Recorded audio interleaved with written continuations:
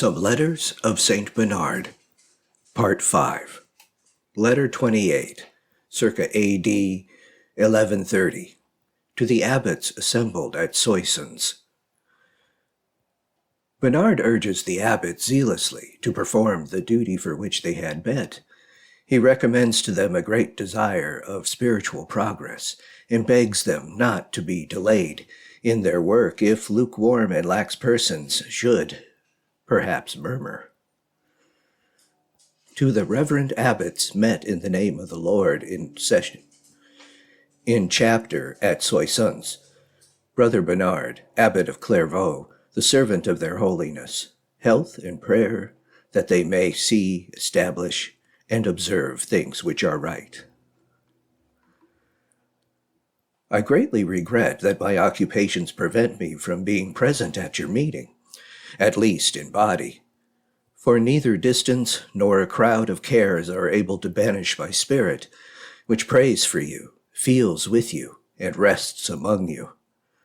No, I repeat, I cannot be wanting in the assembly of the saints, nor can distance of place or absence of body altogether separate me from the congregation and the counsels of the righteous, in which not the traditions of men are obstinately upheld or superstitiously observed, but diligent and humble inquiry is made what is the good and the acceptable and perfect will of God. Romans 12:2. All my desires carry me where you are. I am with you by devotion, by friendship, by similarity of sentiment, and partaking of your zeal. That those who now applaud you may not hereafter ridicule you as having assembled to no purpose, which God forbid.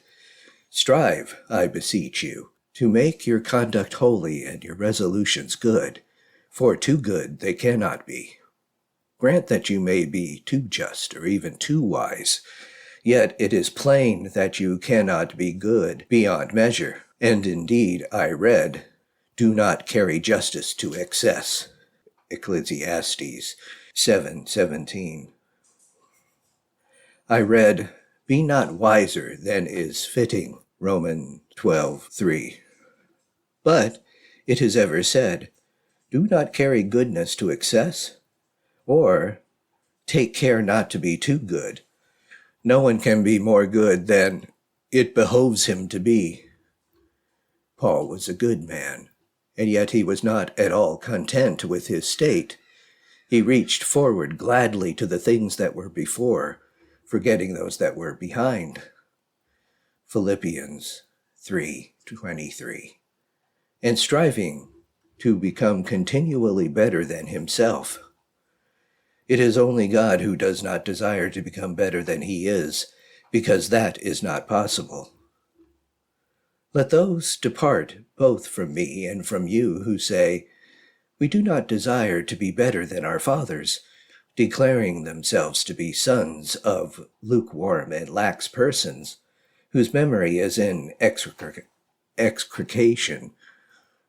since they have eaten sour grapes and their children's teeth are set on edge, or if they pretend that their fathers were holy men, whose memory is blessed, let them imitate their sanctity, and not defend, as laws instituted by them, the indulgences and dispensations which they have merely endured, although holy Elias says, I am not better than my fathers. 2 Kings 19:4. And yet he has not said that he did not wish to be. Jacob saw up the ladder of angels ascending and descending. Genesis 28:2. But it was one of them either sitting or standing still. It was not for angels to stand still on uncertain rounds of a frail ladder, nor can anything remain fixed on the same condition during the uncertain period of this mortal life. Here we have no continuing city, nor do we possess, but always seek for, that which is to come. Of necessity, either you ascend or descend, but if you try to stand still, you cannot but fall. It may be held as certain that the man is not good at all who does not wish to be better, and where you begin not to care to make advance in goodness, there also you leave off being good.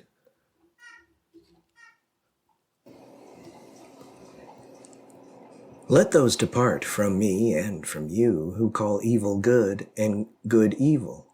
If they call the pursuit of righteousness evil, what good thing will be good in their eyes? The Lord once spoke a single word, and the Pharisees were scandalized. St. Matthew 15:12. But now these new Pharisees are scandalized not even at a word, but at silence. You plainly then see that they seek only the occasion to attack you. But leave them alone. They be blind leaders of the blind. Take thought for the salvation of the little ones, not the murmurs of the evil disposed. Why do you so much fear to give scandal to those who are not to be cured unless you become sick with them? It is not even desirable to wait to see whether your resolutions are pleasing to all of you in all respects. Otherwise you will determine upon little or no good. You ought to consult not the views, but the needs of all, faithfully to draw them towards God, even though they may be unwilling, rather than abandon them to the desires of the heart. I recommend myself to your holy prayers.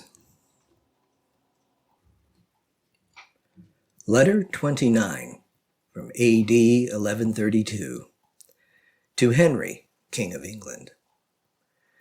He asks the king's favor to the monks sent by him to construct a monastery. To the illustrious king, Henry, Bernard, Abbot of Clairvaux, that he may faithfully serve and humbly obey the King of Heaven in his earthly kingdom.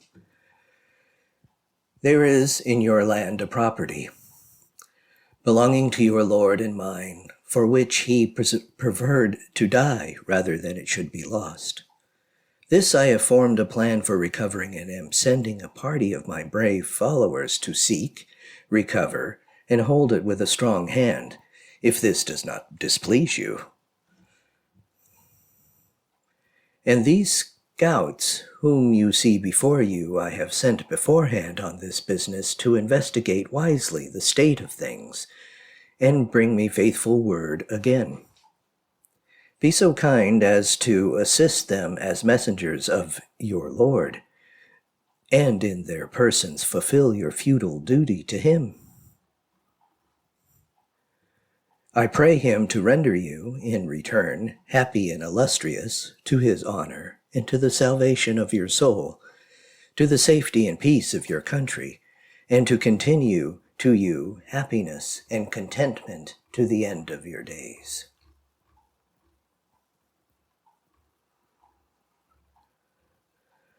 Letter 30, circa A.D. 1132. To Henry, Bishop of Winchester. Bernard salutes him very respectfully. To the very illustrious Lord Henry, by the grace of God, Bishop of Winchester, Bernard, Abbot of Clairvaux, health in our Lord. It is with great joy that I have learned from the report of many persons that so humble a person as myself has found favor with your Highness. I am not worthy of it, but I am not ungrateful for it.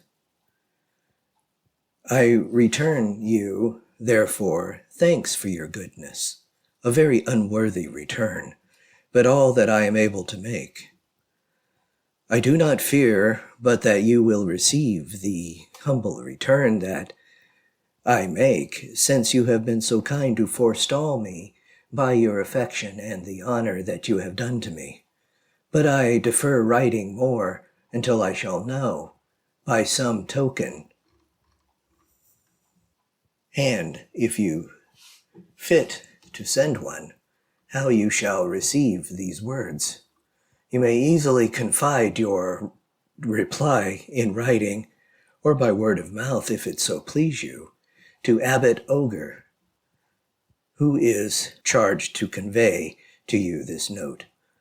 I beg your excellency also to be so good as to honor that religious with your esteem and confidence, insomuch as he is a man commendable for his honor, knowledge, and piety. Letter 31 from A.D. 1132. To the abbot of a certain monastery at York, from which the prior had departed, taking several religious with him. You write to me from beyond the sea to ask of me advice, which I should have preferred that you had sought from some other. I am held between two difficulties, for I do not reply to you. You may take my silence as a sign of contempt, but if I do reply, I cannot avoid danger, since whatever I reply, I must, of necessity, either give scandal to some, or to give to some other a security which they ought not to have, or at all events more than they ought to have. That your brethren have departed from you was not with the knowledge, nor by the advice of persuasion of me or my brethren, but I incline to believe that it was God, since their purpose could not be shaken by all your efforts, and that the brethren themselves thought this also so earnestly, sought my advice about themselves, their conscience troubling them, as I suppose, because they quitted you. Otherwise, if their conscience, like that of the apostle, did not reproach them, their peace would not have been disturbed. Romans 14:22. But what can I do that may be hurtful to no one, neither by my silence or my reply to the questions asked me? Thus, perhaps, I may relieve myself of the difficulty if I shall send those who question me to a person more learned, whose authority is more reverend and sacred than mine. Pope St. Gregory says in his book on the Pastoral Rule, "Whosoever propose to himself a greater good does an unlawful thing in subordinating it to a lesser good." And he proves this by a citation from the Gospel, saying, "No one putting his hand to the plow and looked back is fit for the kingdom of God." Luke 9:62. And he proceeds, "He who renounces a more perfect state which he has embraced, to follow another which is less so, is precisely the man who looks back." The same Pope, in his third homily on Ezekiel, adds, "There are people who taste virtue, set themselves to practice it, and while doing so contemplate undertakings, actions still better, but afterwards, drawing back, abandon those better things which they had proposed to themselves. They do not, it is true, leave off the good practice they had begun, but they fail to realize those better ones which they had meditated. To human judgment there seems to stand fast in the good work, but to the eyes of the Almighty they have fallen and failed in what they contemplated. Here is a mirror. In it let your religious consider not the features of their faces, but the fact of their turning back. Here let them determine and distinguish their motives, their thoughts, accusing or excusing them with that one sentence which the spiritual man passes who judges all things, and is himself judged by no one. I, indeed, cannot rashly determine whether the state of which they have left, or that which they have embraced, was the greater or less, the higher or lower, the severer or more lax. Let them judge according to the rule of St. Gregory. But to you, Reverend Father, I declare, with as much positive assurance as plain truth, that not all desirable that you should set yourself to quench the spirit.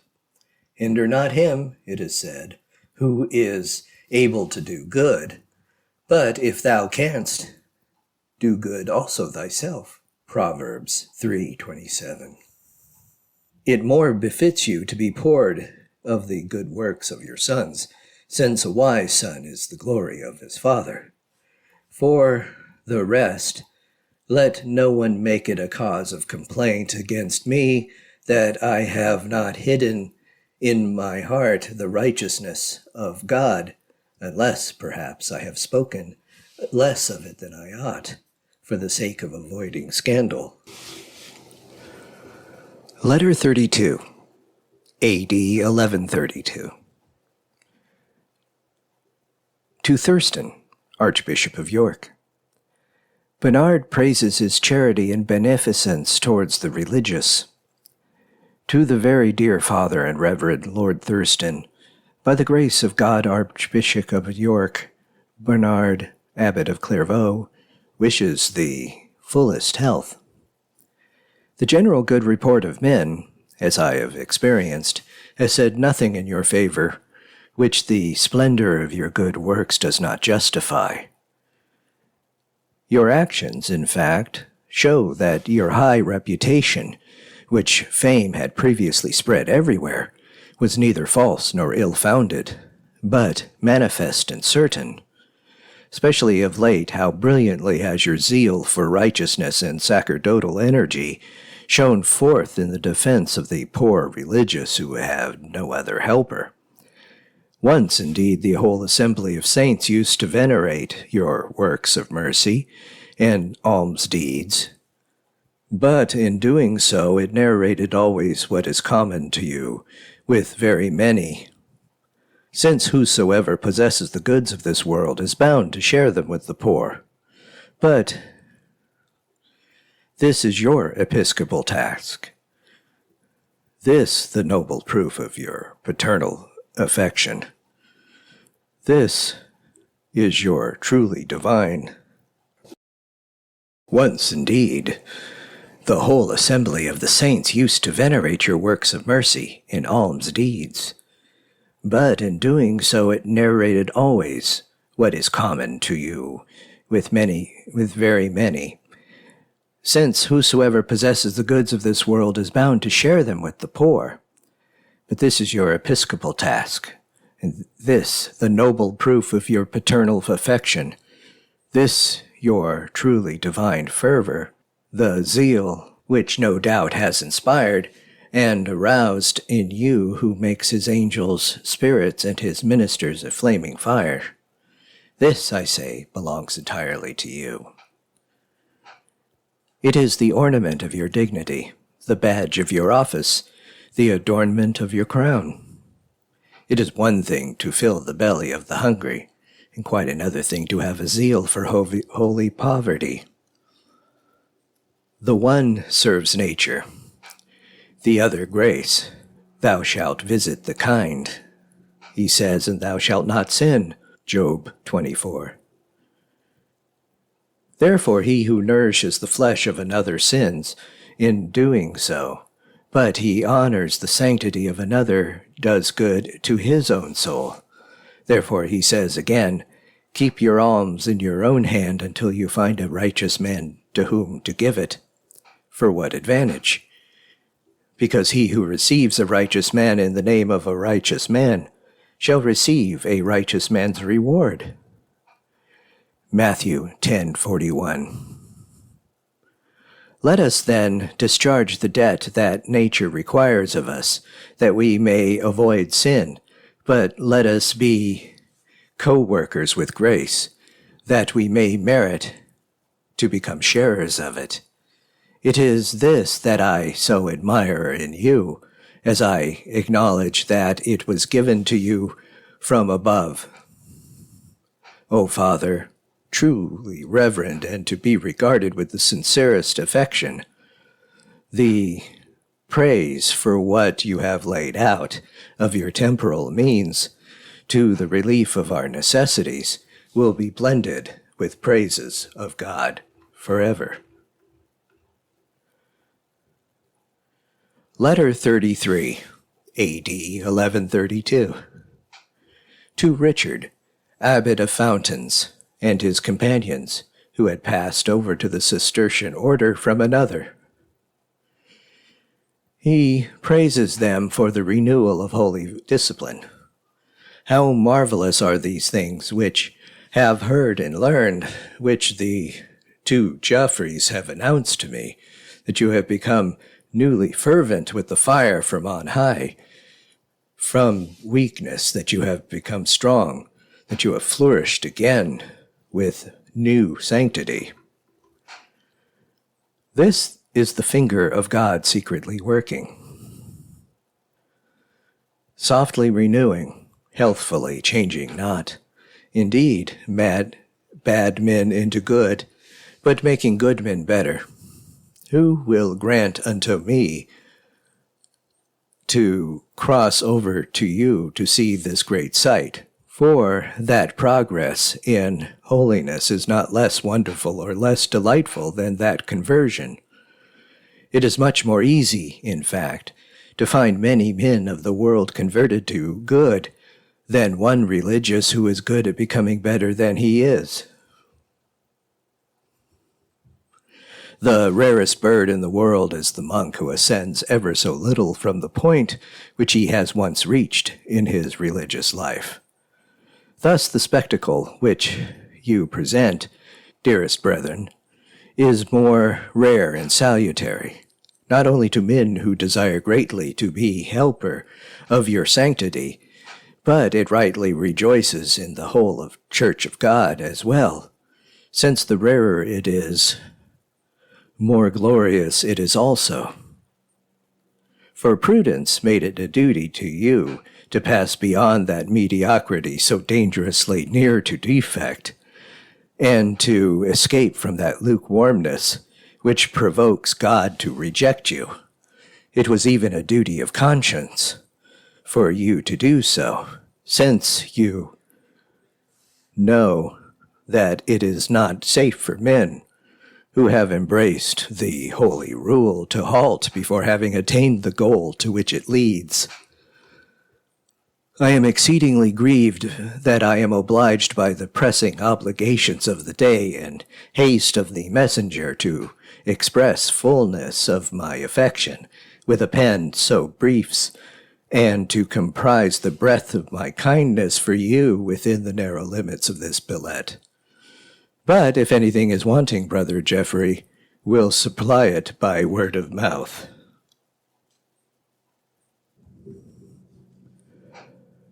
Letter 34, circa A.D. 1130.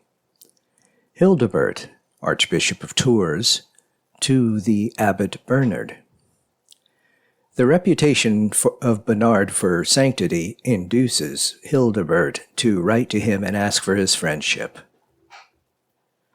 Few, I believe, are ignorant that balsam is known by its scent, and the tree by its fruit. So, dearly beloved brother, there has reached even more to me the report of you, how you are steadfast in holiness, and sound in doctrine. For though I am far separated from you by distance of place, yet the report has come even to me. What pleasant nights you spend with your Rachel! How abundant an offspring is born to you of Leah! How you show yourself wholly a follower of virtue and an enemy of the flesh! Whoever speaks to me of you has this one tale to tell. Such is the perfume of your name, like that of balm poured out. Such is already the rewards of your merit. These are the ears that you are gathering from your field before the last great harvest. For in this life some rewards of virtue is to be found in the notable and undying tribute paid to it. This wins it unaided, and keeps unaided. Its renown is not diminished by envy, nor increased by the favor of men. As the esteem of good men cannot be taken away by false accusations, so it cannot be won by the attentions of flattery. It rests with the individual himself either to advance that esteem by fruitfulness and virtue, or to detract from it by deficiency. The whole Church, I am sure, hopes that your renown will be forever sustained, since it is believed to be found upon a strong rock.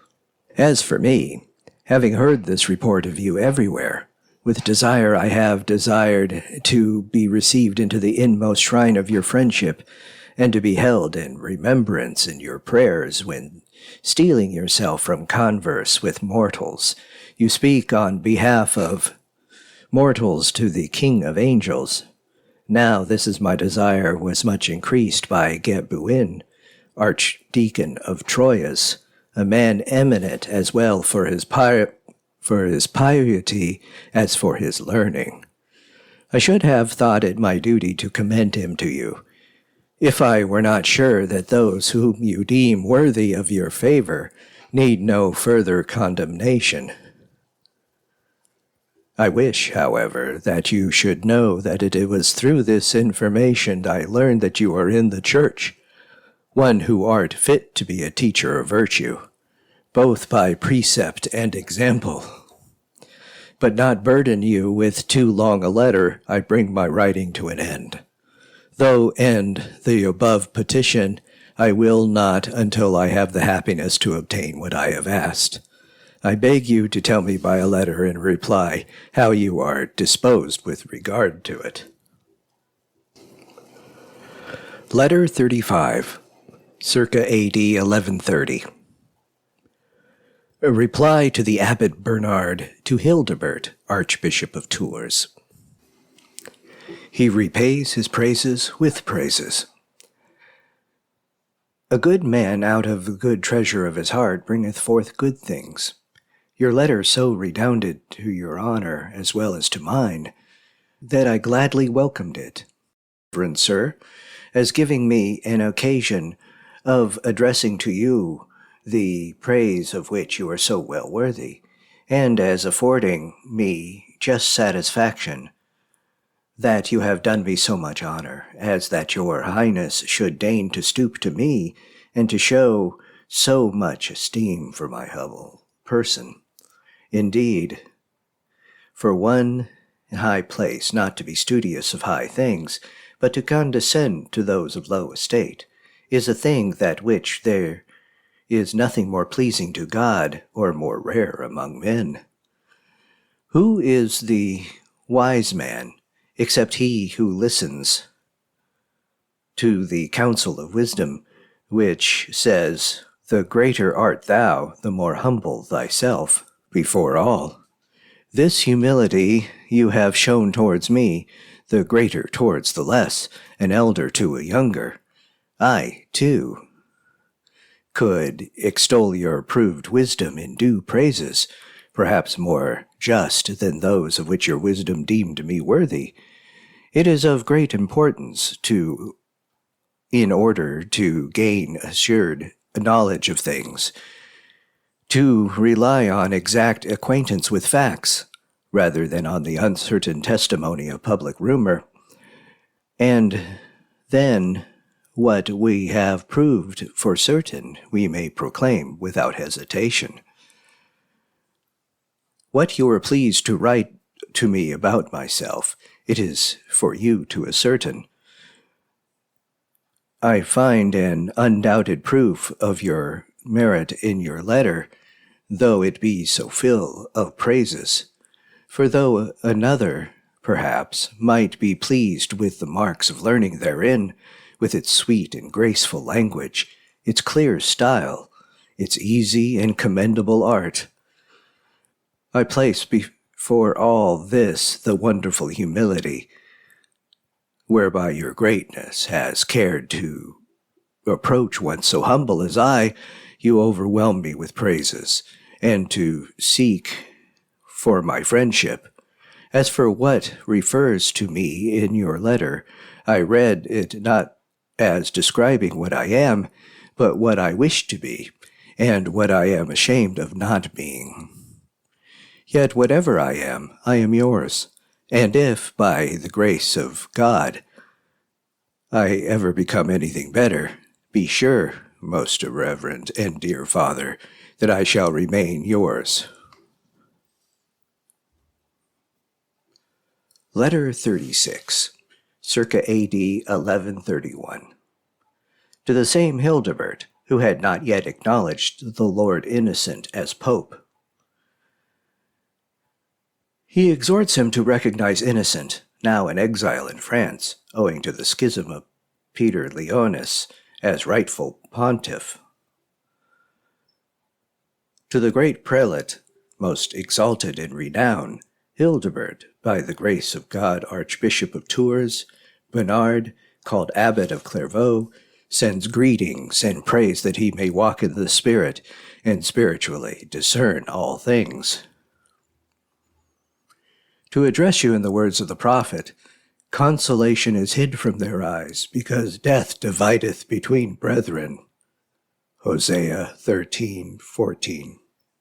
For it seems that if, according to the language of Isaiah, that they have made a covenant with death, and are at agreement with hell, Isaiah 28:15. For behold, Innocent, that anointed of Lord, is set for the fall and rising again of many. Those who are of God gladly join themselves to him, but he who is the opposite part is either of Antichrist or Antichrist himself. The abomination is seen standing in the holy place, and that he may seize it, like a flame he is burning the sanctuary of God. He persecutes innocent, and in all innocence, in sooth, the lion hath roared. Who will not fear? Amos 3:8. He flees according to the bidding of the Lord, which, when they persecute you in one city, flee ye into another. St. Matthew's 10:23. He flees and therefore proves himself an apostolic man by ennobling himself with the apostles' example. For Paul blushed not to be let down in a basket over a wall, Acts 9:25, and so escape the hands of those who were seeking his life. He escapes not to spare his life, but to give his place to Innocent, whom he sees walking in the same steps. However, Innocent's flight is not without its fruit. He suffers, no doubt, but is honored in the midst of the suffering. Driven from the city, he is welcomed by the world. From the ends of the earth, men meet the fugitive with sustenance, although the rage of that shimmy, Gerard of Angoulême, has not yet entirely ceased to curse David. Whether it pleases or does not please that sinner who sees it with his discontent, he cannot prevent Innocent being honored in the presence of kings in wearing a crown of glory. Have not all princes acknowledged that he is in truth the elect of God? The kings of France, England, and Spain, and finally the king of the Romans, receive Innocent as Pope and recognize him alone as bishop of their souls. 2 Samuel 17. Only Ahithophel is now unaware of his counsels and have been exposed and brought to naught. In vain the wretch labors to devise evil counsel against the people of God, and to plot against the saints who stoutly adhere to their saintly pontiff. scorning to bow the knee to Baal. By no guile shall he avail to procure for his parricide the kingdom of over Israel and the holy city, which is the church of the living God, the pillar and ground of truth. A threefold cord is not quickly broken. Ecclesiastes 4:12. Threefold cord of the choice of the better sort, the assent of the majority arid, and what is more effective yet in these manners, the witness of a pure life, commend innocent to all, and establish him as chief pontiff. And so, very reverend Father, we await your vote, late though it may be, as rain upon a fleece of wool. We do not disapprove of a certain slowness, for it savors of gravity and banishes all sign of levity. For Mary did not at once answer the angel's salutation, but first considered him in her mind what manner of salutation this should be. Luke 1:29. And Timothy was commanded to lay hands suddenly on no man. 1 Timothy 5:22. Yet I, who am known to the prelate I am addressing, venture to say, not in excess. I, his acquaintance and friend, say, let not a man think you more highly of himself than he ought to think. Romans 12:3.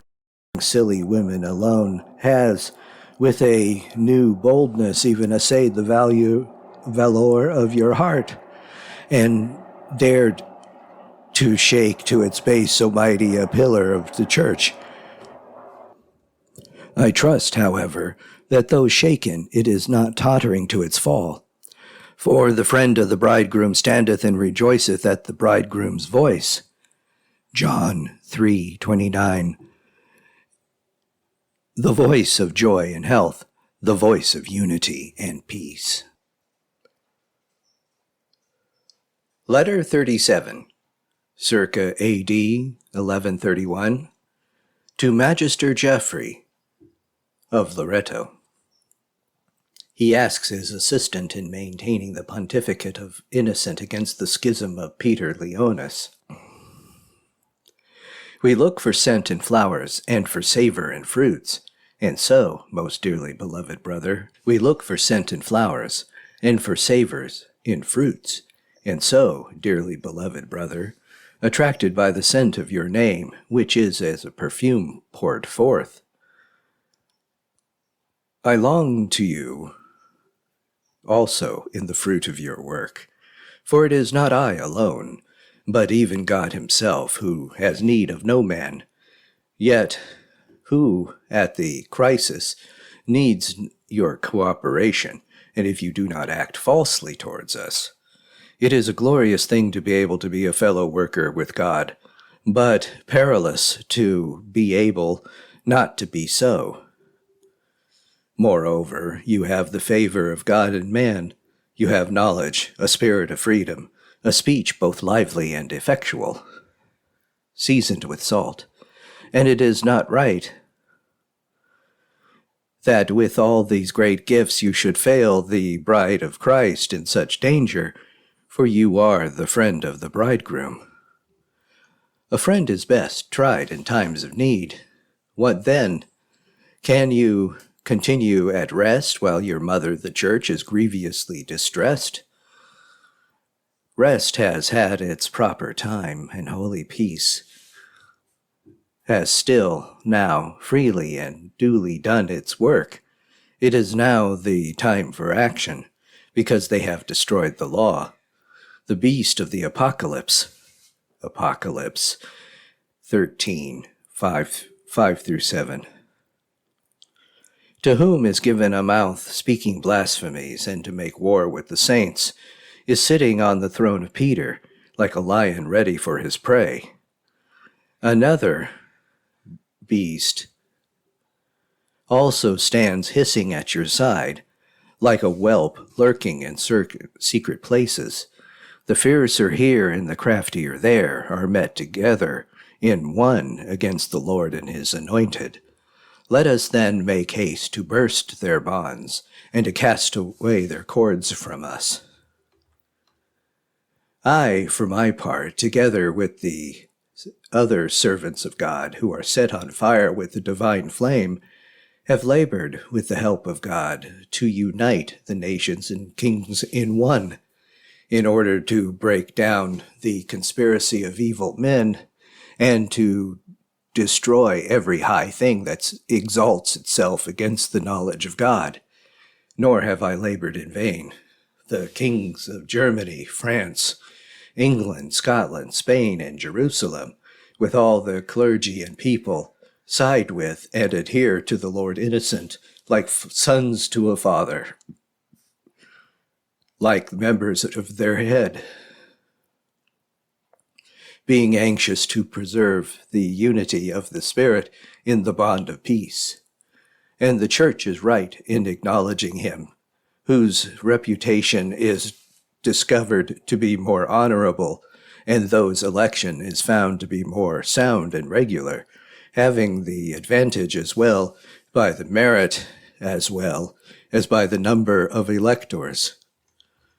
Now, brother, why do you hold back? How long will the serpent by your side lull your careless energies to repose? I know that you are a son of peace, and can, by no reason, be led to desert unity, but of course that alone is not enough, unless you study both to maintain it and to make war with all your might upon the disturbers thereof. And do not fear the loss of peace, for you shall be rewarded by no small increase of glory in your efforts succeeded in quieting, or even silencing, that wild beast near you, and if the good of God, through your means, rescue from the mouth of the lion so great a prize for the Church as William, Count of Poitiers. Letter 38. Circa A.D. 1135, to his monks at Clairvaux. He excuses his long absence, from which he suffers more than they, and briefly reminds them of their duty. To his dear brethren, the monks of Clairvaux, the converts and the novices, their brother Bernard sends greetings, bidding them rejoice in the Lord always. Judge by yourselves what I am suffering. If my absence is painful to you, let no one doubt that it may be far more painful to me. The loss is not equal. The burden is not the same, for you are deprived of but one individual, while I am bereft of all of you. It cannot be but that I am weighed down by as many anxieties as you are in number. I grieve for the absence of each one of you, and fear the dangers which may attack you. This double grief will not leave me until I am restored by my children. I doubt not that you feel the same for me, but then I am but one. You have but a single ground for sadness. I have many, for I am sad on account of you all. Nor is it my only trouble that I am forced to live for a time apart from you, when without you I should regard even to reign as a miserable slavery. But there is added to you that I am forced to live among things which altogether disturb the tranquility of my soul, and perhaps a little in harmony with the end of the monastic life. And since you know these things, you must not be angry at my long absence, which is not according to my will, but is due to the necessity of the Church. Rather pity me. I hope that it will not be a long absence now. Do you pray that it may not be fruitful. Let any losses which may, in the meantime, befall you, as regards of gain, For the cause is God's, and since he is gracious and all-powerful, he will easily make any losses good, and even add greater riches. Therefore, let us be of good courage, since we have God with us, whom I am present with you, though it may seem to be separated by a long distance. Let no one among you who shows himself attentive to his duties, humble, reverent, devoted to reading, watchful unto prayer, anxious for brotherly love, I think that I am absent from him. For I can be anything but present with him in spirit when we are of one heart and one mind. But if, which God forbid, there be among you any whisperer, or that is double-tongued, a murmurer, rebellious, or impatient of discipline, or restless or truant, and who is not ashamed to eat the bread of idleness, from such I should be far absent in soul, even though present in body, just because he would have already set himself far from God by a distance of character, and not of space. In the meanwhile, brethren, until I come, serve the Lord in fear, that in him, being delivered from the hand of your enemies, you may serve him without fear. Serve him in hope, for he is faithful that promises. Serve him by good works, for he is bountiful to reward. To say nothing else, he as rightly claims this life of ours as his own, because he laid down his own to obtain it. Let none, therefore, live to himself, but to him who died for him. For whom can we more justly live than in him whose death was my life? For whom with more profit than myself than for him who promises eternal life? For whom under a greater necessity than for him who threatens me with everlasting flames? But I serve him willingly, because love gives liberty. To this I exhort my children. Serve him that love which casteth out fear, which feels no labor, seeks for no reward, thinks of no merit, yet is more urgent than all. No terror is so powerful, no reward so inviting, no righteousness so exacting. May it join me to you, never to be divided. May it also bring me before you, especially at your house of prayers, my brethren, dearly beloved and greatly longed for. Letter 39, A.D. 1137. To the same. He expresses his regret at his very long absence from his beloved Clairvaux, and his desire to return to his dear sons. He tells them of the consolations that he feels nevertheless in his great labors for the Church. My soul is sorrowful until I return, and it refuses to be comforted till I see you. For what is my consolation in the hour of evil, in that the place of pilgrimage? Are you not in the Lord? Wherever I go, the sweet memory of you never leaves me. But the sweeter the memory, the more I feel the absence. Ah me, that the time of my sojourning here is not only prolonged, but its burden increased. And truly, as the prophet says, they are for a time separate from me. You have added to the pain of my wounds. Life is an exile, and one that is dreary enough, for while we are in the body, we are absent from the Lord. To this is added a special grief, which almost makes me impatient, that I am forced to live without you. It is a protracted sickness, a wearisome waiting, to be long subject to the vanity which possess everything else. to be imprisoned within the horrid dungeon of a noisome body, to be still bound with the chains of death and the ropes of sin, and all this time to be away from Christ. But again, all these things, one solace was given me from above. Instead of his glorious countenance, which has not yet been revealed, and that is the sight of the holy temple of God, which is you. From this temple, it used to seem to me an easy passage that the glorious temple, after which the prophet sighed when he said, "One thing I have desired of the Lord, which I will require, even that I may dwell in the house of the Lord all the days of my life, to behold the fair beauty of the Lord, and to visit his temple." Psalms 26:4. What shall I say? How often has that solace been taken from me? Lo, this is now the third time, if I mistake not, that my children have been taken from me.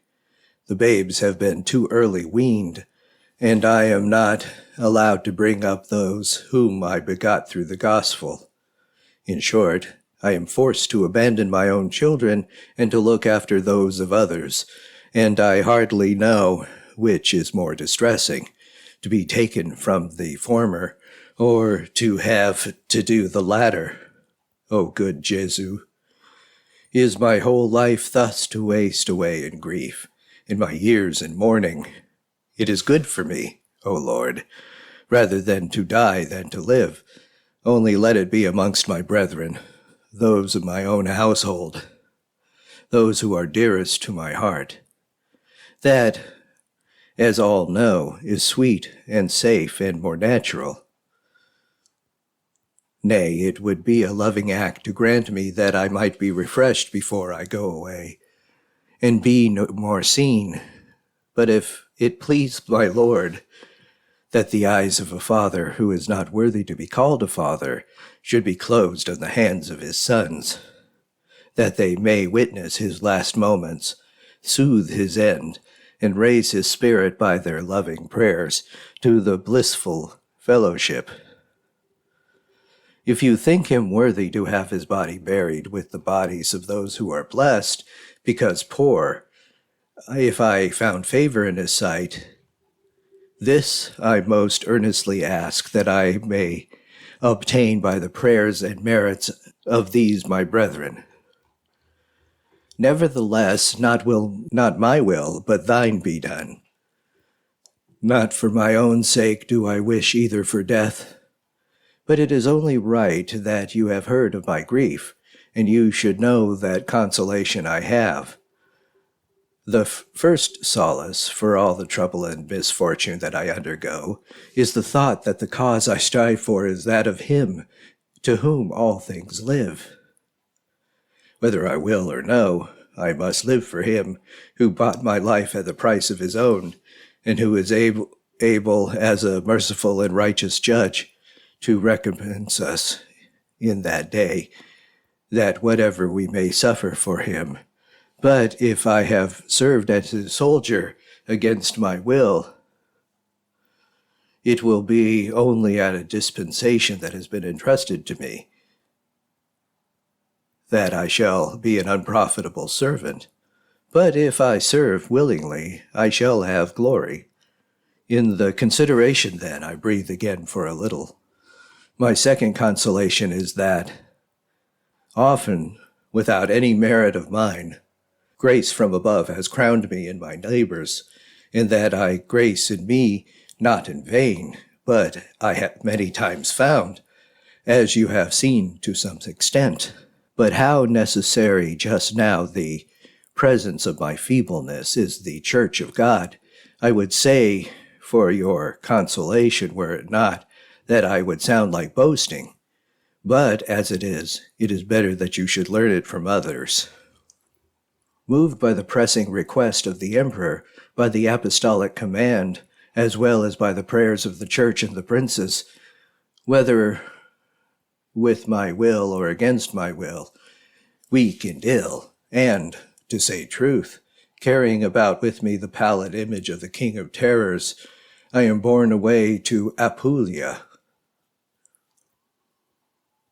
Pray for the things which make for the Church's peace and our salvation, that I may see you again, live with you, and die with you, so live that ye may obtain. In my weakness and time of distress, with tears and groaning, I have dictated these words, as our dear brother Baldwin can attestify. Those who have taken them down from my mouth, who has been called by the Church to another office and elevated to a new dignity, pray, too, for him, as my one comfort now, and who in my spirit is greatly refreshed. Pray, too, for our Lord the Pope, who regards me and all of you equally with the tenderest affection.